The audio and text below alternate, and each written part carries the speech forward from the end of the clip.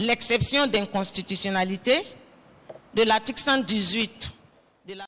L'exception d'inconstitutionnalité, voilà une disposition légale, un argument brandi par le Conseil du sieur Hamidou Tiénia à la barre le 3 décembre dernier. C'est une disposition légale qui permet aux mis en cause ou ses conseils de saisir le Conseil constitutionnel pour appréciation de la conformité de cette loi face à la juridiction du tribunal de grande instance Ouaga 1. Comment se fait la saisine dans ce procès du principal prévenu poursuivi pour détournement de 3 milliards de francs CFA au ministère de l'Action humanitaire, le blanchiment de capitaux et le financement du terrorisme?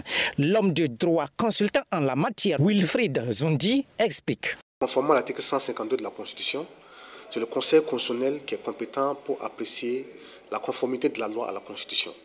Ça, c'est le principe. Maintenant, comment se fait la saisine? Il faut dire qu'il y a la possibilité de saisine par le président du FASO, par le Premier ministre, le président de l'Assemblée nationale, 10 membres au moins de l'Assemblée nationale. Cependant, l'alinéa 2 de l'article 150 précise que tout citoyen peut saisir le Conseil constitutionnel, soit directement, soit indirectement. C'est la juridiction saisie qui met en œuvre ce mécanisme de saisine en déférant cette question d'appréciation de conformité de la loi au Conseil constitutionnel, précise cet averti du droit. Mais avant qu'une loi soit promulguée, il y a un contrôle a priori du Conseil constitutionnel. Mais le Conseil du sieur Tiénia rejette en bloc cette disposition légale. Sur ce point, l'enseignant en droit donne des précisions. À travers le contrôle a posteriori, lorsque par exemple on est à l'épreuve de l'applicabilité de la loi, on peut se rendre compte que la loi peut comporter des questions ou des dispositions qui sont contraires à la Constitution. Là, en ce moment, la juridiction saisie, qui n'est pas compétente pour apprécier la conformité de la loi à la Constitution, est obligée de déférer cette question au Conseil constitutionnel et de surseoir à statuer.